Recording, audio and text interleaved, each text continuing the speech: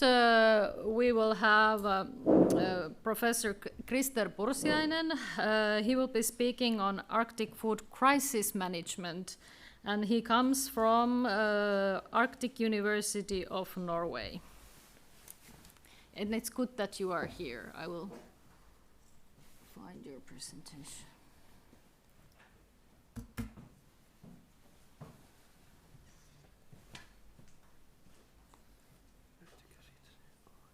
Joo, jos se vaan.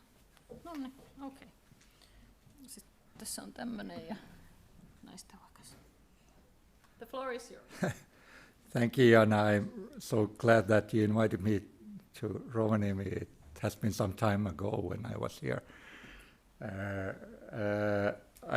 I would like to start to say that I really enjoyed Aulikki's kind of presentation. I appreciate that such a high-level ministerial civil servant is present in this kind of meetings. It's not taking place so often, and I really enjoyed. I already told Ilona I really enjoyed your presentation, and we will be probably in contact later. And Johannes Proagria. Oh, what a kind of a what a show! And actually, it inspired me to perhaps take a look at your website a little bit later, and it was very nice, a very practical thing. And then, of course, David from Canada, from Saskatchewan University, if I pronounce it correctly, so it was very inspiring. Even more inspiring than the PowerPoints were if you notice in the background of his rooms, so there were these masks of whatever they were, but they were perhaps some indigenous masks in that room. Thank you, David, for that. And I definitely think that when you spoke about, David, when you spoke about the what you call DST, decision support tools, so it has something to do with my presentation as well.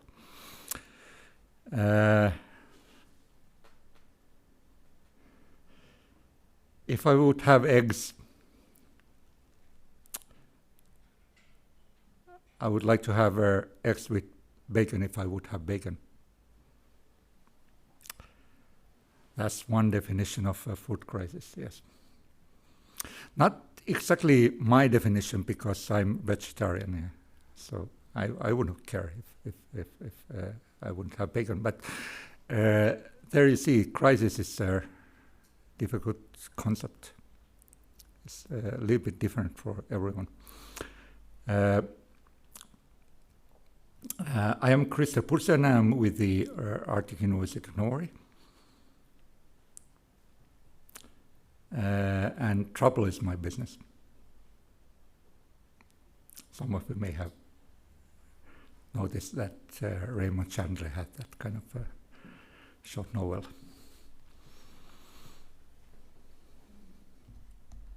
It's also his business. Okay. And it happens to be Cary Grant's business as well in this particular movie, although it is more about trouble in a relationship than what we are talking about today. I'm probably here. I'm not quite sure, but I'm probably here because perhaps Jana noticed that I had written this article about Arctic food crisis management, which was in one book edited by Kamrul Hossain, who is not here today, but he's somewhere in Rovaniemi. The Bangladesh gift of Rovaniemi University and Arctic research in general in the world. He's a really good guy, really. So I wrote this article there, and then I base it on my previous monograph, which is called the Crisis Management Cycle.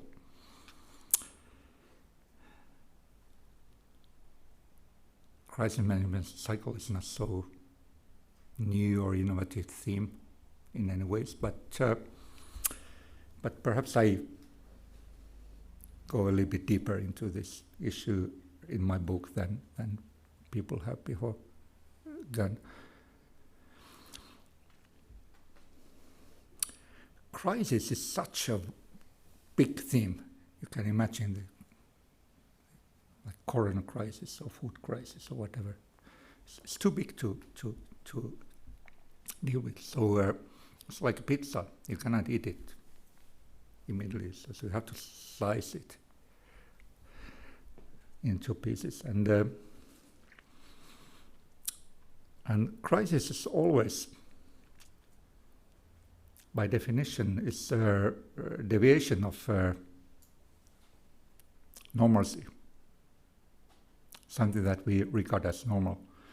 Something different happens. And that means that the crisis always has, even if it would be very creeping like climate change or very slow burning, it always has some kind of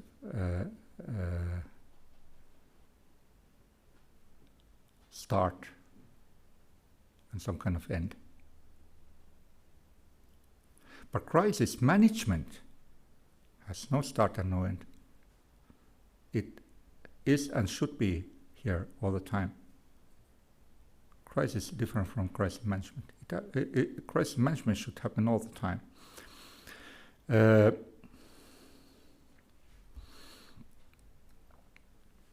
I have divided the slices in the way that you see in the screen, on the screen, and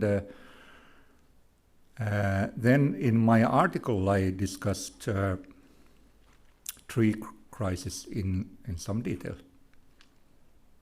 with as much information as I could find. And these three crises, and the red one there is something that I will show you on my files, on my PowerPoint here, but I do not go detail into that because it would be a little bit boring. So I will you can read it and what I show, and then I speak a little bit more generally about these issues. So animal disease epidemics is here, kind of the red thread.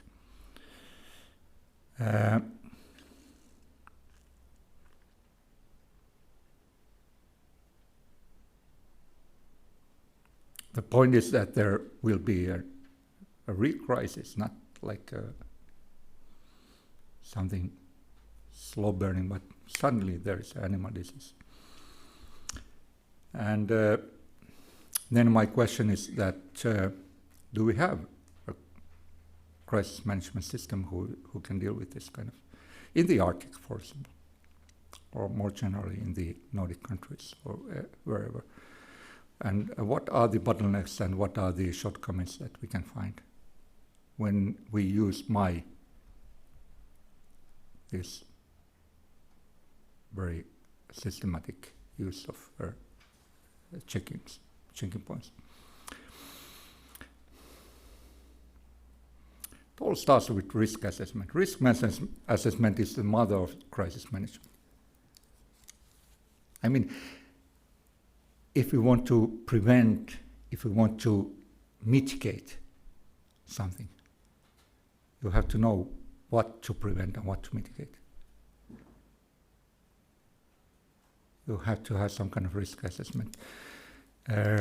In this case, you have a good authority in this particular country where we are now, in Finland, Finnish Food Authority, and a couple of others, and you can kind of identify on the basis of the existing knowledge what kind of issues there are. So here you can see in the bullet points some of those issues. And who knows? Who knows what the climate change will bring new things, you know. There will be new insects flying here and there and spreading the crisis. And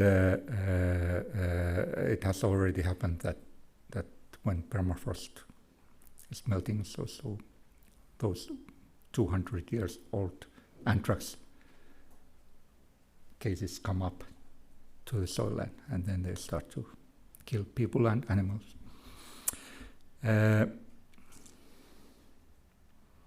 You see there is kind of a nice picture. There is International Organization for Standardization, kind of a scheme about what is risk assessment. There are many other schemes, but it's quite good. It's not good. It's not bad. It all starts with risk identification, and you all know this risk matrices, likelihood and salience. Here you see some variations of them on the right-hand side. So you have to identify those things that you would like to discuss and perhaps take further. There are many techniques.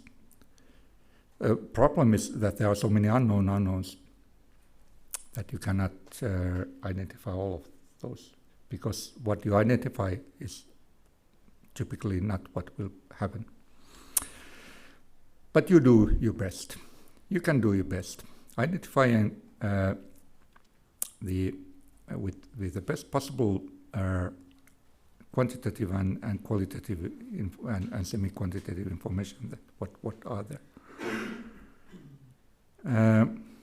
And then you take a couple of those, not couple, but perhaps quite many risks seriously. You say that we have to analyze them. This is the second part of risk assessment. You analyze some risks. And there are a lot of techniques how to do that. This is not an easy work. It's not brainstorming. It takes months and perhaps years to do that. Can you see there this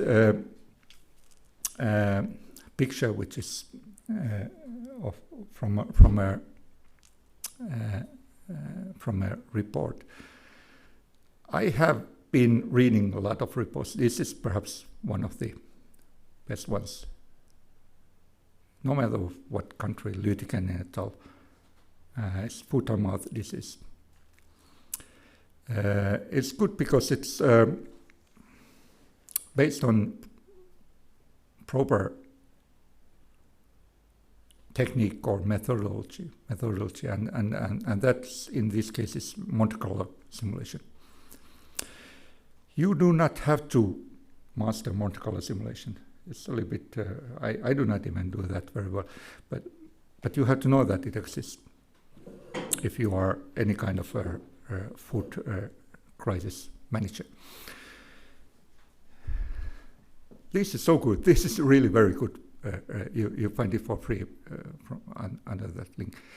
The point is that you took every information in the world that you have, in this case about the farms and animals in Finland, and then you put it into that information into kind of a software, and then this software starts to calculate all kind of possible pathways how I don't say the word, but SHIT will happen. Yeah. Okay. And it runs about 1 million combinations. And then it tells you quite a lot of things. In this case, it tells that mouth and foot disease is not actually a threat to Finland. It will stop somewhere after 8 farms. It will stop there because we have that kind of system in this particular country. When it comes to the Arctic, it becomes a little bit more complex. First of all, in the Arctic, it wouldn't be possible to that long because it would stop much earlier because the distance between the farms are bigger. So the disease will not go there if we do not have this kind of new mosquitoes due to climate change, which we will have, but not today. The bottleneck here is that this does not concern reindeer. It concerns farms. Reindeers are going all around. If they get something, they may all die, and then we cannot do anything to that. Probably any animal disease is not so dangerous threat to reindeer either. I think that the bigger threat would be when we have, it already happens, when we will have more climate change. So there will be this kind of basin ice below the snow in the wintertime, which we didn't have before. And then the reindeer cannot find the lichen. They cannot, it's too hard. And then they die without any disease, just by starving. Last point of the risk assessment is that you define that what to do then, and this is a typical so-called alarm systems. So some risks you do not treat at any way. Some risk you have to treat. I go a little bit quicker ahead. Prevention. We had this. We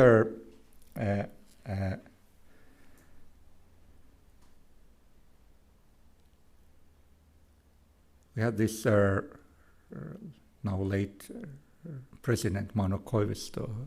I used to have some discussions with him, and he said that he had good proverbs. One of them was that it's always too early before it becomes too late. Yeah. So prevention, you try to prevent something.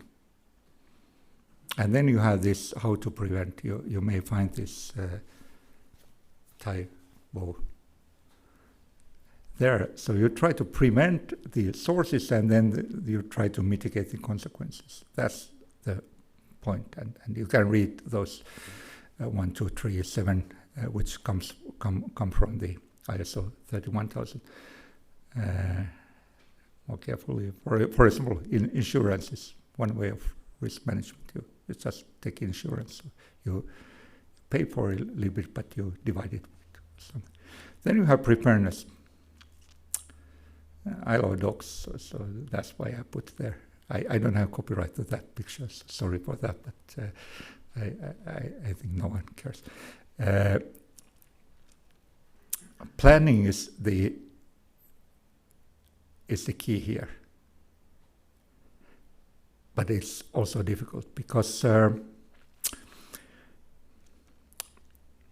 need planning, but you need improvisation as well.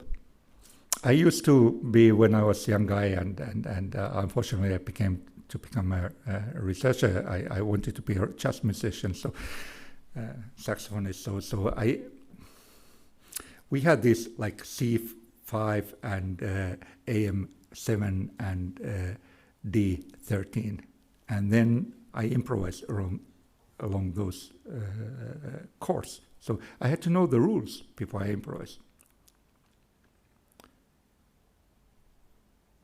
And then when I became the ultimate free jazz guy, so I still had to know the rules, because otherwise I couldn't know what is not mainstream. You know, you always have to have the rules, so you always have to plan. Even if you would do it completely differently. That's my main point about preparedness. And then we have response. We are almost at the end.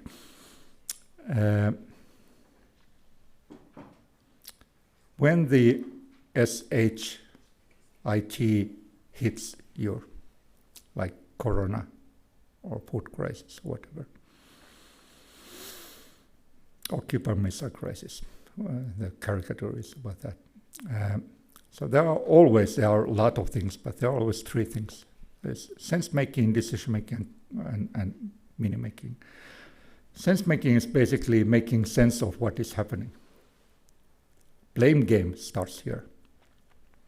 You remember there was a president of a superpower who defined our current COVID crisis as a China crisis. And next day he defined it as a liberal fake crisis. That's what is sense-making at its worst. You have to make sense of, is it a crisis, to whom it is a crisis, what kind of crisis it is, and hopefully you do it well. And then you have to make decisions. It's a difficult thing. Who makes a decision about what? About what we are making a decision and so on. Then you have this meaning-making, communication. How to communicate it to the people at large so that it goes through. There is a little bit about more animal disease related actions that or decisions you have to do, and you have to do them somehow or the other. Then we are coming to recovery. Crisis is almost over. We start to recover. Can you see there this S stands for strategy or system or whatever. The same stress, the same crisis is hitting everyone. There's time below, and then there's this performance or service level on the y-axis. And can you see the S5 there? Imagine that it is a municipality like Rovaniemi, or imagine that it would be a company like yours company, or reindeer herding community or whatever. You see that they have put all the efforts to protection. They are withstanding quite well, actually, better than the others. But then when they go down and they stay there. This is what happens for a company who got bankrupt, never comes back. And then you have those who are doing even better. It has this systems in food crisis management as well. And then we have learning. Crisis is too good a thing to be lost. I think it was Google's founders who said that don't ever lose a good crisis.